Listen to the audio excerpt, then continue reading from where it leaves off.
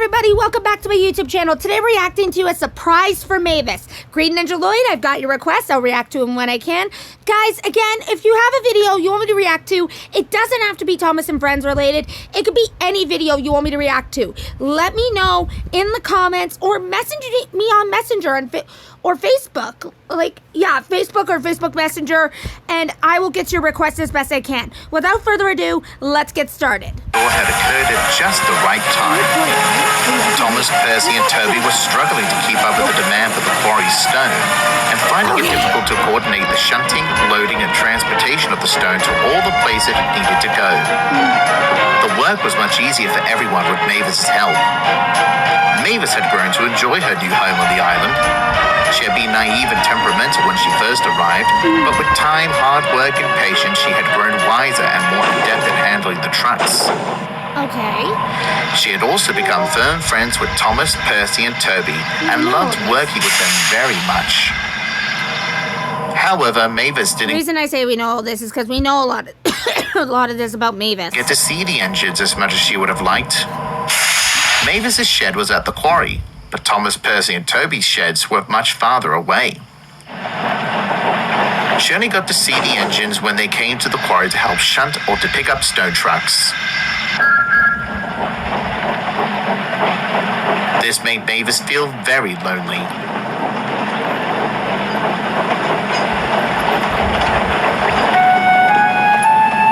I wish I could see the others more often, she said to her driver one morning.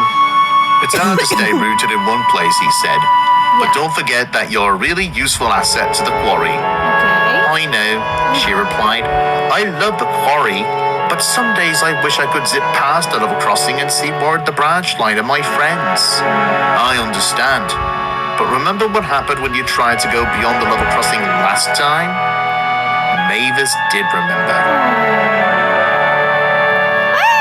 She told the trucks to bump her so she could pass the level crossing, but her plan had backfired when the trucks bumped Toby instead, almost sending him careening off a bridge. Mavis would never try this again, but she did feel that she was more mature now and should be allowed to explore the branch line as she pleased. The next day, Mavis waited for Thomas to arrive to take a small train of stone up the line. She waited for some time, but Thomas didn't come. That's weird. Soon the foreman walked up to give Mavis and her driver an update.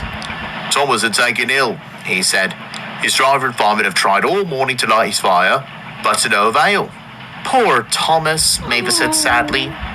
She had been looking forward to seeing the blue tank engine that morning. Will Toby or Percy be along to fetch the trucks, Mavis's driver asked. I'm afraid not, the foreman replied.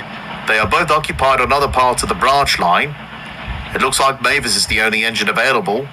Mavis was excited. Does this mean I'll be able to go past the level crossing? It looks that way, smiled her driver. Let's get you ready to pull the train. Of course, Mavis is excited.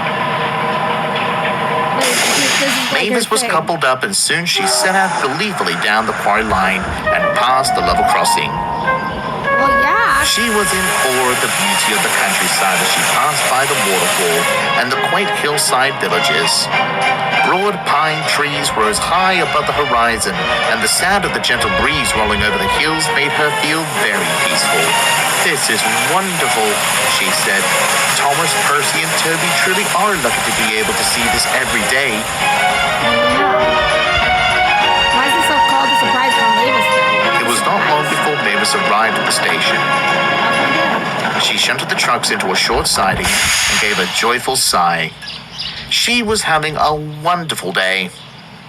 Mavis was being uncoupled from the train when she heard an unfamiliar voice. Who are you? Oh. Called Daisy, the diesel rail car. Mavis had never seen Daisy before. Oh no, not Daisy! Boo! Daisy never went to the quarry, so the two had never been properly introduced. Mavis looked queerly at the green passenger diesel. She had never seen anything like Daisy before. The passenger compartment confused her. Forgetting her manners, she said, Are you a coach?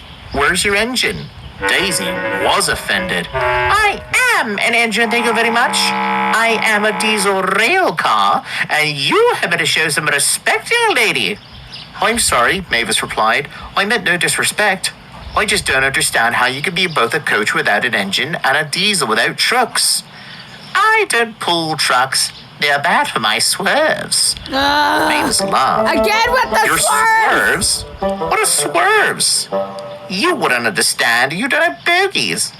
That's because I'm not a coach. Soon, Daisy began chuckling too. She liked the spunky young diesel. Tell me, where are you from? Daisy continued. I work at the quarry of the line. Oh, so you're Mavis, Daisy said. Thomas and Toby were talking about you just yesterday. They think very highly of you. They do? How wonderful. Oh, yes, they always say what a pleasure it is to see you at the quarry. Mavis blushed. I enjoy seeing them too. Daisy could sense that Mavis had a very good heart, but she could also sense that Mavis was lonely. She knew that Thomas, Percy, and Toby were not always at the quarry. It must be hard being the only engine stationed up there, Daisy said sweetly. I'm not gonna lie, this is the first time I've ever seen Daisy this kind to an engine. Like, ever.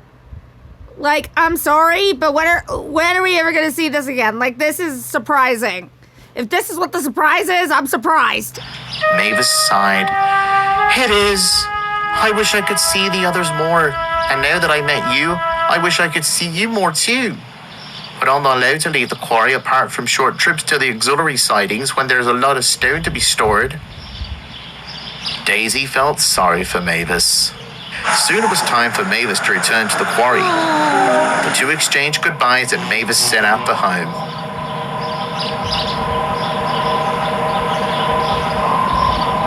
When Mavis was out of earshot, Daisy whispered something to her driver.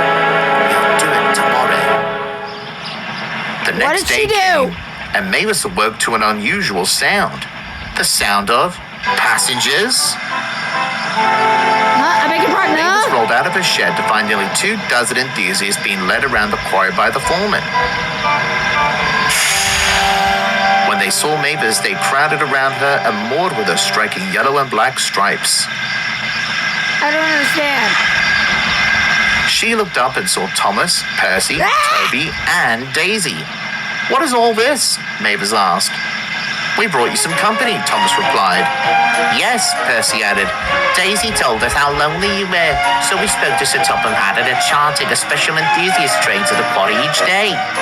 This way, at least once a day, one of us will bring this train so that you won't feel so alone, Toby beamed. Even on slow days, you can rest assured that we will still be here with you, finished Daisy. Mavis's eyes began to gloss over with tears. She was very thankful to know that she had such wonderful friends here on the island of Sodor. Okay, one, that's awesome. Two, Daisy being nice. It's rare to see that from her, but it's like, anyways, that was awesome. Thank you for watching, guys. This is KBear101 signing out. Adios, everybody, and I'll see you next time.